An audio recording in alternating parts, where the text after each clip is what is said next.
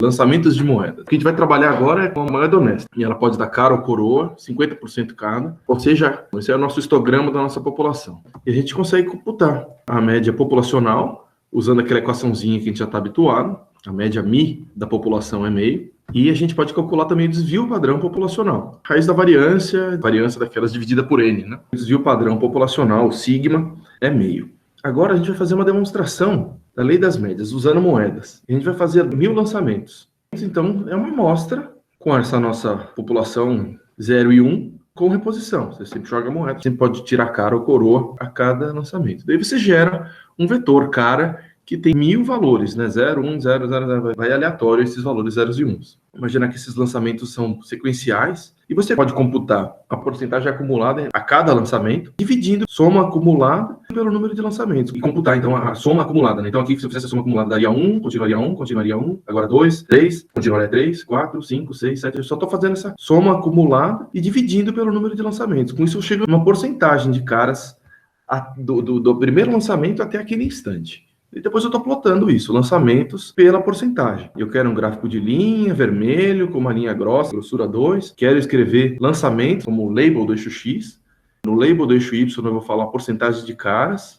Eu quero que o gráfico tenha todo o range de lançamentos, né? Então de 1 a 1000. E os limites no Y eu quero que seja de 0 a 1. E pum, cheguei nesse gráfico. A primeira vez deu cara, né? Depois deu coroa, caiu num terço, né? De probabilidade. Depois começou a dar cara de novo. E depois volta para coroa. E depois e quando vai fazendo esses vários lançamentos, o que acontece é que vai chegando mais e mais perto de 50%, né? A porcentagem de caras vai ficando cada vez mais próxima de 50%. E se eu faço isso várias vezes, isso acontece com uma regularidade extrema. Tem aquele vermelhinho que a gente tinha feito antes, mais outros 10. Quase todos caíram 50%, bem bonitinho lá. Essa é a lei das médias, né? Então, quando você tem um N grande, a média da sua amostra se aproximar ao Mi. Então, à medida que o N aumenta, o número médio de caras se aproxima mais e mais da média populacional. E a média amostral, X barra, né, converge para o parâmetro Mi. É um outro jeito de falar a mesma coisa, né? Esses X barras, com N pequeno, eles geram uma distribuição mais larga, mais dispersa. Mas quando você tem um seu N gigante, as suas médias ficam muito mais centradas no Mi. Essa é a lógica básica que a gente vai ver agora, mas a gente vai ver isso em diferentes exemplos. Vamos retomar esse exemplo da moeda, que tem uma média Mi, meio,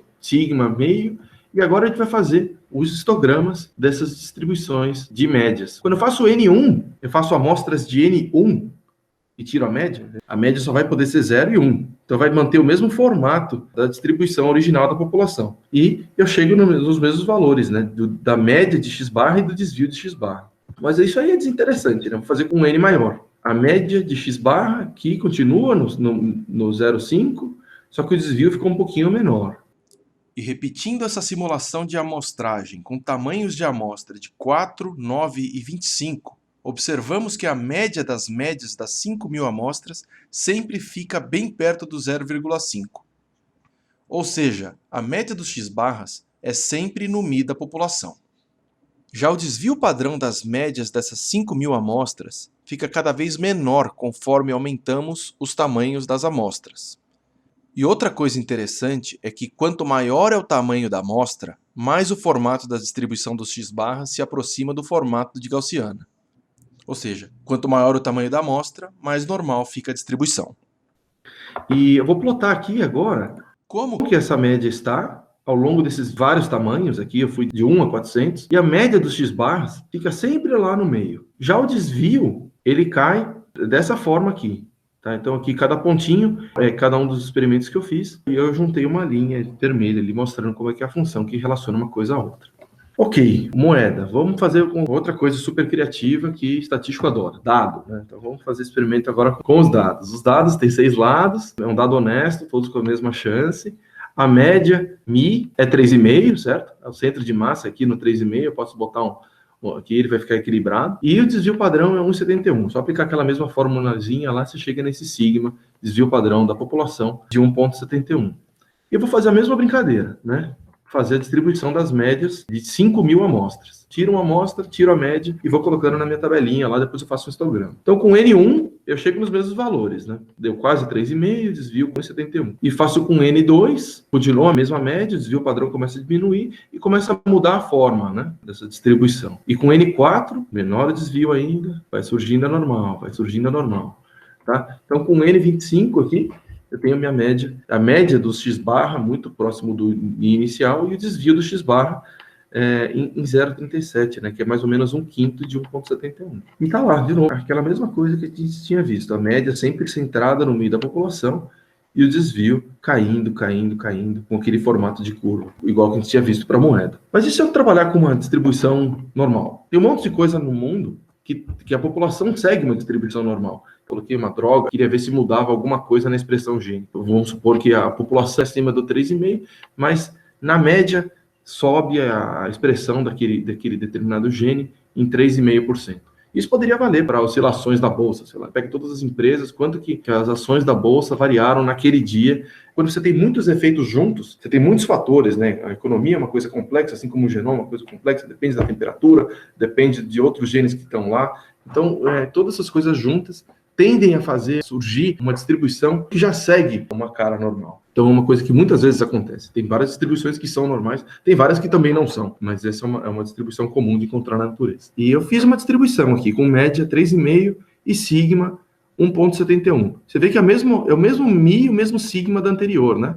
Só mudei a cara aqui, né? Porque antes aqui era uma distribuição uniforme, discreta, só podia ter um valor 1, 2, 3, 4, 5, 6. E agora eu peguei uma distribuição contínua, que os valores podem ficar até negativos, muito mais positivos do que 6, né? Então mudou o range, mudou tudo, mantendo a mesma média e o mesmo desvio padrão.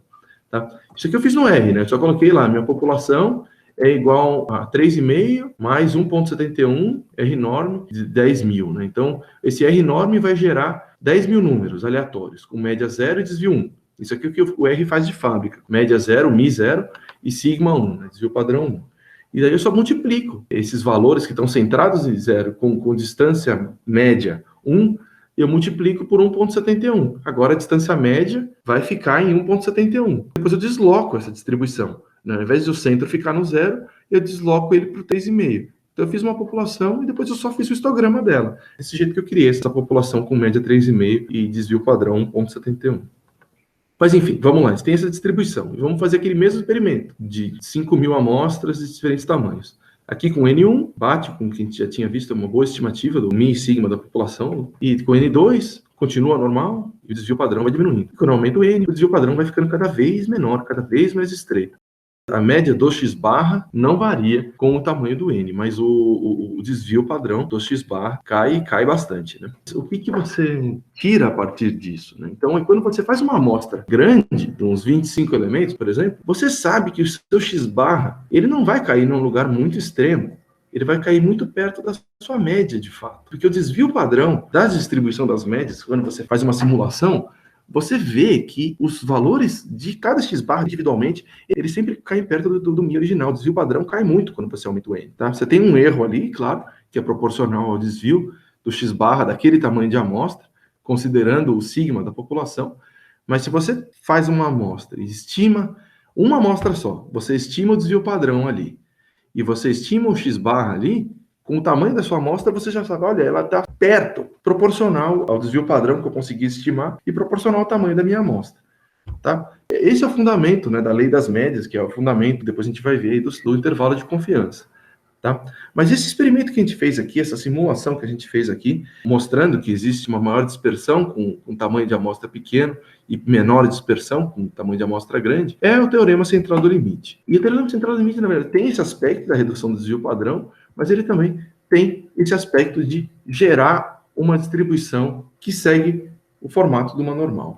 Quando você estava trabalhando com as moedas ou com a média dos valores dos dados, ela demorava um pouquinho para ficar normal. Mas quando você vai aumentando o N, você faz com que a distribuição das médias x barra siga uma distribuição normal. Esse é um aspecto importante do teorema central do limite, né? Então, que é a emergência de uma distribuição normal, mesmo quando a população não é normalmente distribuída, né? Então, aqui era uma distribuição normalmente distribuída, mas mesmo quando era aquela história do dado, a distribuição normal também surgia.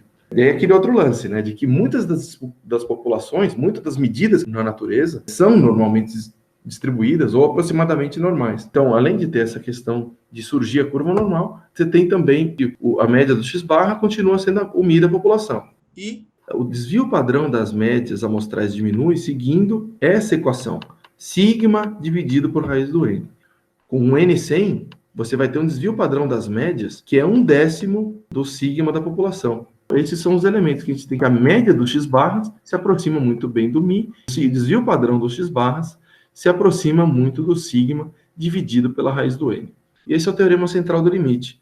E esse aqui vocês já devem ter visto falar, né? Sigma dividido por raiz do n é o erro padrão, tá? É o erro padrão, ou o desvio padrão da média, né? Faz todo sentido. O desvio padrão da média, que você pensa que existe uma distribuição das médias, e essa distribuição das médias tem um desvio padrão, que é dado por esse valor. Vamos ver no R, rapidinho, como que foi feito isso aqui, só para revisar. Vamos rodar linha a linha. Isso aqui é para limpar todas as variáveis. A gente definiu a nossa população. Aqui a gente consegue definir aquelas outras populações. A gente volta aqui para o script para rodar essas coisas.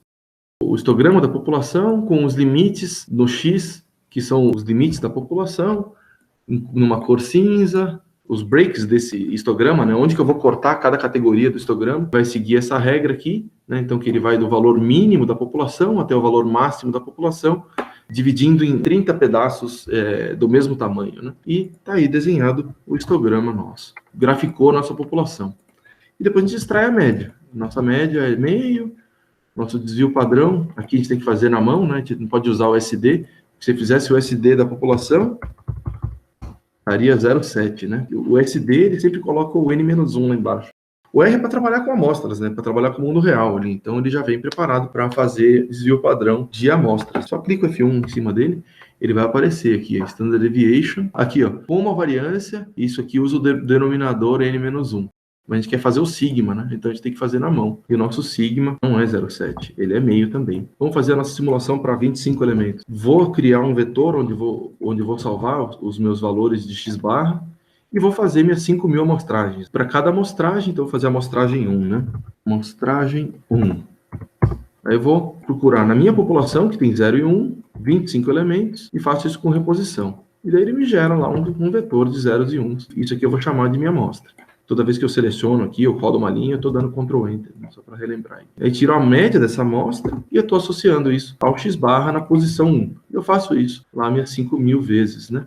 Eu vou rodar de novo, ele vai rodar a amostragem 1 de novo, e já está aí lá. Agora a gente tem um x-barra com um montão de valores. Fizemos o histograma, a mesma lógica lá que a gente tinha feito antes. Está lá o meu histograma do x-barra. A média no meu x-barra deu 0,5, né? Então que é perto do meu μ, está batendo. E o desvio padrão do x-barra deu 0,099, que eu imagino que seja o quê? O nosso sigma dividido pela raiz quadrada, né, do n. Né? Então, n elevado a meio. Então, o que eu esperava era que desse 0,1, deu 0,999. A gente conseguiu chegar bem no que a teoria diz sobre aleatoriedade, né? Eu quero fazer essa brincadeira de amostragem para tamanho de amostra 1, 2, 3, 4. Falei que meus n estão num vetor, né? NVEC, né? Vetor de tamanho de amostra. E para cada tamanho de amostra, eu vou colocar um valor de média e um valor de desvio. Então, eu vou criar vetores onde eu vou salvar a média dos x-barras e o desvio dos x-barras. E daí eu vou rodar um loop aqui. O loop que ele vai rodar, essa variável count, do valor 1 até o tamanho do vetor de n's, né? Vetor de n tem 14 elementos, então meu count vai de 1 a 14. Então, quando eu rodo o count da primeira vez, ele já computa todo aquele... Eu preciso fazer um count aqui. Count igual a 1. Vai fazer a amostragem, aqui a primeira amostragem que ele vai fazer, vamos falar amostragem igual a 1. Na primeira amostragem, ele vai criar uma amostra daquela população com um NVEC daquela posição, da posição 1, né? Se o count é 1, o NVEC que a gente vai caçar primeiro é 1, né? Esse valor aqui. E vai fazer com reposição. Então, está lá a nossa amostra de um elemento. Né? E quando você pede a média de uma amostra de um elemento, ela retorna aquele valor mesmo. E a gente está salvando isso no nosso x-barra amostragem. A gente faz isso aqui das nossas 5.000 vezes e depois tira a média dos x-barras. Tá? E desvia o padrão dos x-barras. Tá? Vamos rodar esse treco inteiro aqui. Então, agora a gente tem uma média x-barra para cada um desses valores de tamanho de amostra. Sempre aqui no meio, né? E aqui um desvio padrão dos x-barras para cada tamanho dessas amostras também. E aí você vê caindo, né? E agora a gente só plota, né? O tamanho pela média. Plotamos os nossos valores de média. Então, o tamanho de amostra no x, a média dos 5.000 x-barras, né? Para aqueles tamanhos de amostra no y. Aí o que eu quero fazer também é plotar um outro gráfico por cima desse. Segura o gráfico que eu quero plotar coisa por cima. Né? Daí você roda esse comando aqui. Var new igual a true. E o que eu pedi para colocar lá foi, para todo aquele meu range de N, para ele escrever o meu Mi, no valor x1 para o y meio, e o outro ponto é x400 para y meio também. Então ele desenhou essa linha, né? Tipo é linha, a cor é vermelho. Eu falo para ele plotar exatamente o mesmo x-lim que já estava, o mesmo y-lim que já estava, né? E eu falo, não plota de novo, senão fica feio. Depois que a gente plotou as médias, vamos plotar os desvios, né? Que é a mesma coisa, o mesmo caminho. Só que a gente mudou a variável, a gente vai colocar o desvio x bar. O primeiro gráfico é só dos pontinhos, né? Olha só o segundo gráfico, o que é? É o sigma dividido pela raiz do n. O gráfico em vermelho já é o que a teoria diz pra gente, o teorema central do limite, né? E você vê que cai bem, um bem em cima do outro mesmo, né? E a gente pode checar se esse caiu bem em cima do outro. Faz uma razão entre o desvio, x barra, e o que a teoria, o teorema central do limite diz pra gente. Se der um exatamente em cima do outro, tem que dar quanto? 1. Certo? Então você pode checar se está dando exatamente o 1 aqui, né? Então você pode rodar e olhar os valores que deram. Né? Tudo valor muito próximo de 1, né? Eu posso fazer o gráfico agora. Plota aqui as razões e plota a linha, né? A constante 1, só para mostrar que está funcionando para todos os casos muito bem, né? Tá? Fizemos esse primeiro caso. Eu só quero rodar agora para a população de dados. Então, tá aqui o histograma, a população tem 1, 2, 3, 4, 5, 6, parece uma distribuiçãozinha normal, bonitinho, faço aquele mesmo experimento para os diferentes tamanhos de amostra, né? Ploto as médias, tudo no 3,5, o Mi do dado, o desvio padrão, cai bem em cima do sigma dividido por raiz do N, quando eu faço aquela razão entre desvio e sigma, tá tudo em cima do 1, funciona igualzinho. O outro caso aqui, só fazendo de novo, mostrando que funciona, né? Aqui nossa população, o Mi e o sigma, né? De novo, aquele experimento de amostragem com 25 elementos, a gente vê que fica muito mais magrinha, a normal, né? O sigma da população dividido pela raiz do N. E dividido por 5, né? Que o nosso N é 25, sigma é 0,7, o desvio padrão é 0,3, vamos dividir o sigma pelo desvio padrão. Tem que dar 5, percebeu? Aí, 5,03. Então, é exatamente o que a teoria diz. Funciona que é uma maravilha, assim. Funciona que é uma maravilha. Tá? Então, a média sempre no valor que a gente tinha colocado, o desvio descendo para a raiz do N, e a razão sempre 1.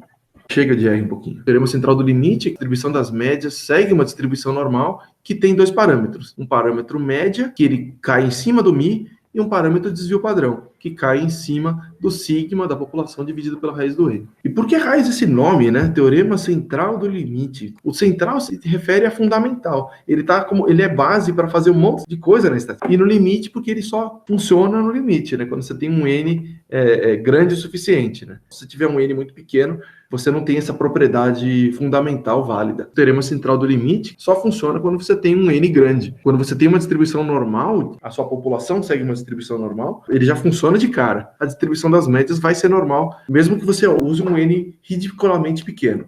Mas quando você tem uma distribuição que não segue uma distribuição normal, uma distribuição uniforme, uma distribuição bimodal, enfim, daí você tem que fazer um N muito maior para conseguir observar essa emergência da normalidade. A gente está vendo que ela tem uns probleminhas, né? Ela funciona no infinito. Estou mostrando a ferramenta com problemas, mas depois a gente vai fazer ela ficar mais poderosa ainda, tá? Próximas aulas. Mas esse aqui é o princípio básico, né? Distribuição das médias amostrais. Quando você tem um N grande, a sua distribuição das médias amostrais é sempre as mesmas. É sempre uma normal, ou gaussiana, dá a mesma. Ela tem os parâmetros lá, né? Sigma que entra aqui, e ela tem um Mi que entra aqui. Aí o x, que é a coisa que a gente varia no eixo x, né? E o resto é tudo número, né? Enfim, são dois parâmetros que a gente tem nessa função, o Mi e o sigma. E a gente pode usar essa escala de valor bruto, valor em centímetro, quilo, que a gente mediu de fato, ou a gente pode fazer uma escala em erro padrão, uma escala de desvio padrão da média, que aqui vira o zero, aí um desvio padrão da média, para lá e para cá. Essa é a escala Z, né? Você vê aquela tabela Z, que tem tudo quanto é livro de estatística, que associa valores de Z,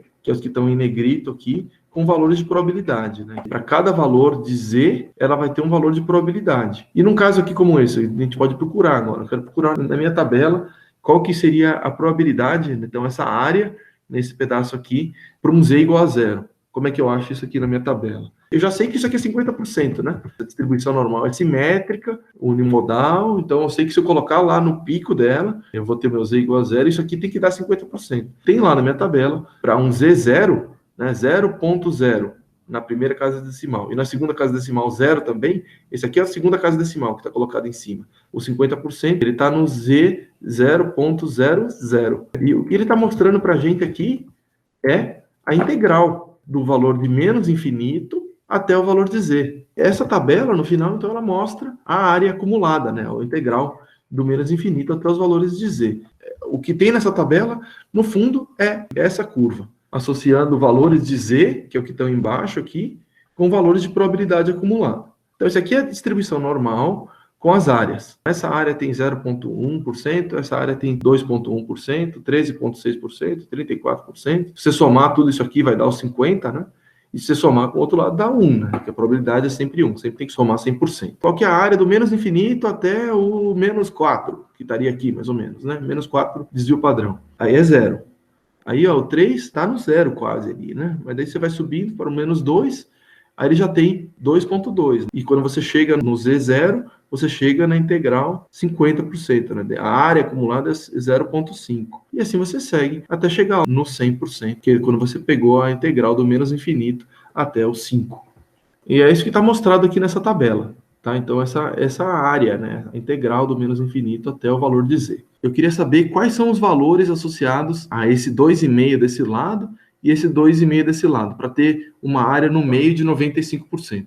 Eu consigo achar isso nessa tabela. É só eu procurar onde está o 2,5. Ih, o 2,5 não tem, porque ela começa no 50, né? No Z0, não tem valor negativo. Tá, mas ela é simétrica, então isso não é um problema. Eu posso procurar, então, o 97,5, que é o 2,5 daqui, mais o 95 daqui. Tá, 80 e tanto, 90 e tanto, 97,5. Achei aqui, ó. Ele está associado a qual valor de Z? O 1,96.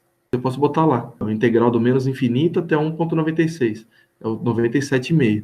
Mas como eu sei que isso aqui é simétrico, né? O menos 1,96 está por outro lado ali. Eu só ponho um negativo. Para ter 95% de probabilidade, numa distribuição normal, com média 0, desvio padrão 1, eu tenho que pegar entre o menos 1,96 até o mais 1,96. Mas isso aqui, cara, é anos 70, raivoso, assim, tabela horrível. Não queremos brincar com isso. A gente quer fazer isso no R, né? Que é muito mais fácil. Bom, primeiro a gente já tinha visto como é que fazia números aleatórios vindo de uma distribuição normal, que era o R norme. Aqui eu estou plotando no X de 1 a 100, e aqui ele vai me dar 100 valores aleatórios, que vem de uma distribuição normal, com média 0, desvio padrão 1. Daí ele plotou valores aleatórios ali. Você vê que é mais pesado, né? Tem mais número perto do 1, e pouquinho número acima do 2, não tem quase nada, né? Esse é para gerar números aleatórios, mas eu quero fazer a distribuição de densidade de probabilidade, essa equação, tá? Eu só tenho que usar a função D norme, que D de densidade, né? Eu quero fazer a função de densidade de probabilidade na normal. E eu quero fazer isso aqui para os valores de Z, né? Valores de Z que vão de menos 4 até 4. O sec eu posso usar o by, eu posso usar o length, né? Vocês já viram que dá para usar de dois jeitos. Eu quero, então, do menos 4 até o 4 por pulinhos de 0,1. Né? Então, é isso que eu vou botar no x aqui. Aí no y eu vou botar o d norme desses valores de x. Né? Então, eu botei a mesma coisa aqui. E daí eu tenho minha distribuição normal, que vai do z menos 4 até o mais 4. Eu podia botar mais, né? Normal vai de menos infinito até mais infinito. Só que só tem variação aí. Enfim, tá aí desenhada a nossa função densidade de probabilidade. Tá, esse é um pedaço da coisa. Isso aqui não é o que a tabela faz, né? O que a tabela faz é mostrar z's e probabilidade acumulada, né? A integral, né? Do menos infinito até o valor de z. E para isso a gente usa o outro, o p, de probabilidade, né? Probabilidade vindo de uma distribuição normal. Então, eu quero a função densidade de probabilidade acumulada. A probabilidade embaixo de cada ponto aqui é nada, né? Você não consegue fazer integral de um ponto. Você tem que colocar um intervalo, né? Aqui tem um intervalo. Eu fiz aqui, eu quero integral do menos infinito até cada valor de z aqui. Colocando aquela mesma sequência de menos 4 a 4 e falando, eu quero a probabilidade acumulada de menos infinito até cada um desses valores aqui. Então, ele desenha aquela função densidade de probabilidade acumulada. No zero, dá os 50%, né? Esse é um pedaço. Eu quero fazer a função inversa, né? Ou seja, eu quero o quantil. Eu quero colocar valores entre 0 e 1, né? Entre 0 e 100%, e ele vai me dar qual que é o valor do z. Esse aqui, então, é o quantil, né? O Q norme. Esse aqui é a mesma coisa que só que com os eixos invertidos. Então, eu dou um valor de 0 a 1 e ele me retorna qual que é o z. Ou seja, com essas coisas todas aqui, eu tenho tudo que tem naquela tabela. Só que prático, né? É sempre legal dar uma olhada nessa tabela que você pega um pouco de intuição. Mas na hora do vamos ver é R, né? Então, R norme, D norme, P norme e Q norme. Como é que eu trabalharia naquele caso ali, né? Então, o P norme daquele Z. Qual que é a probabilidade de menos infinito até zero? 50%. E qual que é o quantio associado à área de 50%? Qual que é o Z associado à probabilidade de 50%? Daí ele me retorna o Z, zero. Qual que é a probabilidade associada ao menos 1,96 e ao 1,96? Daí ele vai me dar lá os valores de probabilidade, né? E o Q norme? Qual que é o Z associado à probabilidade de 2,5% e 97,5%? E daí ele me solta o quantio menos 1,96 e mais 1,96. Então, estamos aí. Bom, a gente já viu que a normal é importante pelo teorema central do limite, né? A gente sabe o formato da curva e sabe os parâmetros dessa curva. E a gente viu que tem esse jeito de trabalhar, mas é sempre com uma distribuição normal padrão. Poxa, cara, eu não quero trabalhar com a distribuição normal padrão, né? Alturas das pessoas. O Mi é por volta de 1,70. O desvio padrão é 15 centímetros. Mas o que vocês estão me dando é uma normal padrão de Mi 0 e sigma 1. Mas daí é só transformar, né? Multiplica primeiro pelo desvio padrão e depois soma a média. E aqui o que a gente tem que fazer é o caminho inverso. Pegar a distribuição, subtrair a média e depois dividir pelo desvio padrão. Exatamente o processamento inverso do que está ali. Então a gente consegue fazer de uma distribuição qualquer chegar na distribuição padrão. Por esse procedimento aqui a gente faz o oposto. Sair de uma distribuição padrão e chegar numa distribuição com a média e desvio padrão de interesse. Pesado? Leve? Tranquilo? Fácil? Tá, então vamos ver se funcionou mesmo. Vamos usar esses Z-scores, o teorema central do limite, vamos fazer essa coisa toda. Vamos supor que a gente saiba que a distribuição de QI é uma distribuição normal, com média Mi 100, desvio padrão sigma 15. A população é assim. Aí eu seleciono 100 crianças e avalio os QIs. Qual é a chance de obtermos a média da amostra 104 ou mais? Tá? Então, a gente tem uma população de QI com Mi 100, sigma 15, selecionamos um N de 100 crianças. Qual que é a chance de obter uma média da amostra 104 ou mais alta? Né? Lembrando que o Z-score era desse jeito. Vamos lá, como é que a gente faz isso? Primeiro a gente pega esse 104, que é a nossa medida ali, né? Subtrai do Mi e divide pelo sigma, certo?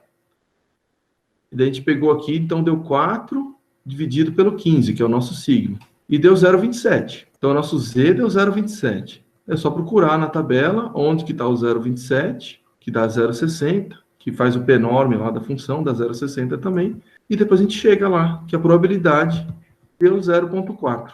Então pega aqui, aplica o valor, não precisa nem pensar, né? Tá certo isso? Por que não tá certo? Não tá certo porque a gente não está trabalhando com uma observação, a gente está trabalhando com 100. Isso aqui a gente está colocando o sigma que a gente pegou da população, o 15. A gente não usou o teorema central do limite. A gente não botou o nosso sigma dividido pela raiz do n.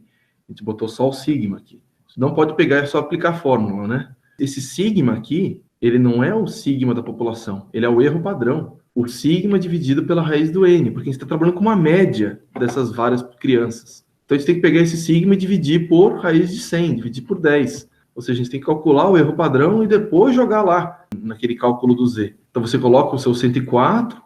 subtrai o Mi da população e divide pelo erro padrão 1,5. E daí tá um Z de 2,7.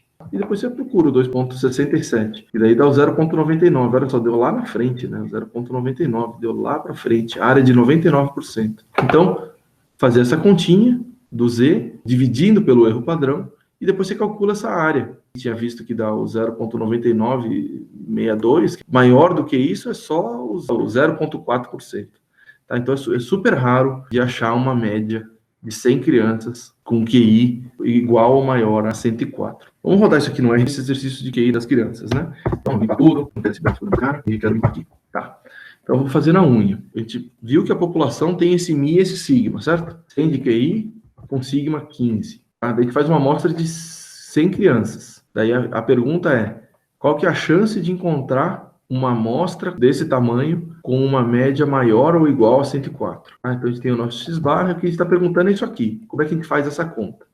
Tá? Primeiro é fazer aquele z, né, que é pegar o seu x-barra, subtrair do mi, né?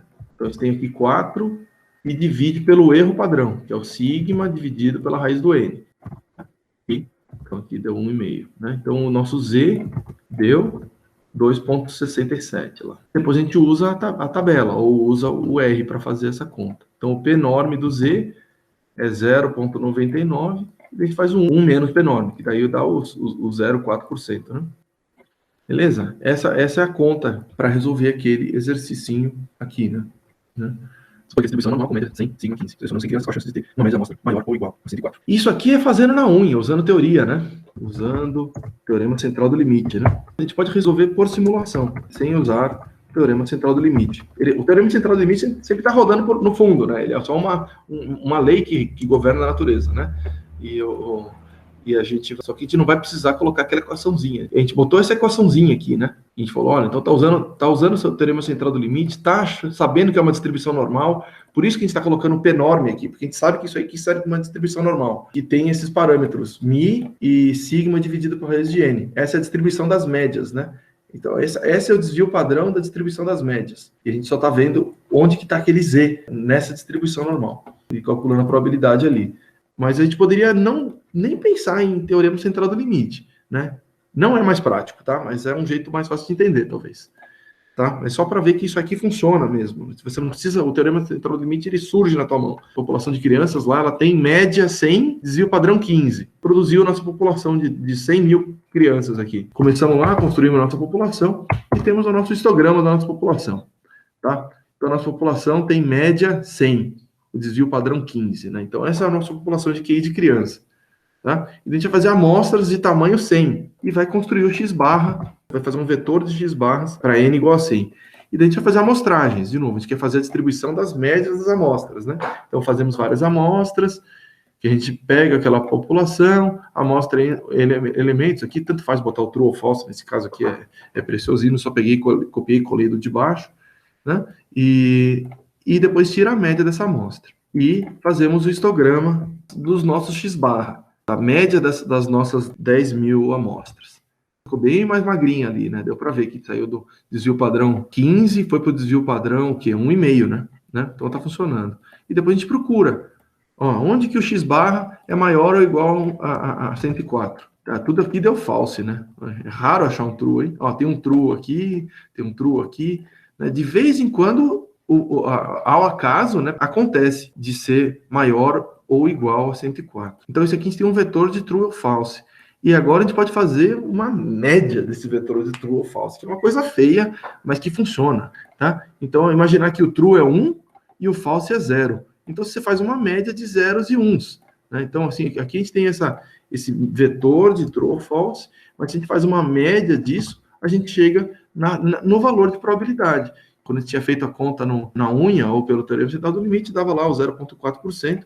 E aqui deu lá o 0,4% também, tá? Então a gente consegue resolver isso aqui e ver que isso aqui acontece de fato. Se a gente tem uma população desse tamanho e faz amostras ao acaso ali, e olha as médias, a gente procura quando que aquela média deu maior do que 104 e aparece exatamente aquele valor previsto pela teoria. Lindo demais, né? Funciona. Você faz uma amostra só de 100 crianças. Vamos pegar uma amostra. Vou pegar esse caso aqui. Vamos supor que a gente pega uma amostra aqui. Né?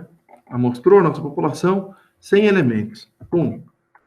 E daí eu calculo a minha média dessa amostra, deu 99, já sabia que ia dar perto, né? E o desvio padrão, calculo o desvio padrão da minha amostra e deu 16. Eu sei que meu estimador é não enviesado, minha amostra tem um tamanho grande, né? Então eu tenho uma estimativa muito boa da minha média e do meu desvio padrão. Né? Eu sabia que lá era 115, né? Mas eu fiz uma amostra e deu bom, né? Deu 99,34 e 16,4. Olhando essa média e esse desvio padrão, sabendo que meu N é tanto, isso aqui eu faço a minha raiz quadrada do tamanho do meu N, né? Que é 100. Olha, eu já sei que o meu desvio padrão da média vai ser ao redor de 1,6. Eu falo, nossa, deve ser bem pertinho do 99,34, com um desvio padrão perto disso. Essa ideia que está por trás do intervalo de confiança. Você conseguir estimar por uma amostra, estimar o seu sigma, estimar o seu mi. E sabendo que o seu N é gigante, você fala, olha, ele vai estar mais ou menos por ali. Eu estou estimando por uma amostra como que é o desvio padrão das médias das amostras. Olhando uma amostra, eu consigo fazer uma previsão muito boa sobre a média das minhas 10 mil amostras lá que eu tinha feito. Essa é a ideia do intervalo de confiança. Só que estou tentando construir a intuição disso. E Tá, e aqui a gente está, então, resolvendo um dos problemas básicos da inferência estatística, que é a parte de estimação, né? Eu estimo que a média da minha população seja tal, com o intervalo de confiança tal. Falta ainda falar o que é o intervalo de confiança, né? A gente já sabe que tem uma coisa ali que acontece quando você faz uma amostra grande, que você fica com estimativas de média tudo muito pertinho do seu parâmetro μ. A gente já sabe que isso acontece, que ele segue uma distribuição normal, é sigma dividido por raiz de n, né? Esse é o desvio padrão, centrado na média. A gente já sabe essas coisas todas. E a gente agora consegue estimar. O nosso μ a gente estima pelo x-barra. O nosso desvio padrão da população, o nosso sigma, a gente estima pelo S, pelo desvio padrão da amostra. E o nosso N a gente tem, que é o tamanho da nossa amostra. Isso aqui é um número fácil, né? Daí a gente consegue fazer esse intervalo de confiança. Eu quero fazer um intervalo de confiança de 95%. E daí eu coloco lá o quê? O x-barra eu tiro da média da minha amostra. O S dividido por raiz do N é isso aqui que a gente já tinha visto. E o Z a gente tira daqui para conseguir ter os 95%. Isso aqui vai ter em escala de erro padrão, e daí a gente corrige esse erro padrão pelo valor de Z. Então, a gente vai quase dobrar aqui o intervalinho, colocando 1,96, né? Quase dobrar o intervalo do desvio padrão para ter um intervalo de confiança de 95%. Tem que colocar vezes 1,96 ali. Tá? Colocando esses três elementos, a gente consegue calcular o intervalo de confiança. Tá? Mas isso não é o tema dessa aula de hoje, não. O tema da aula de hoje era falar do teorema central do limite,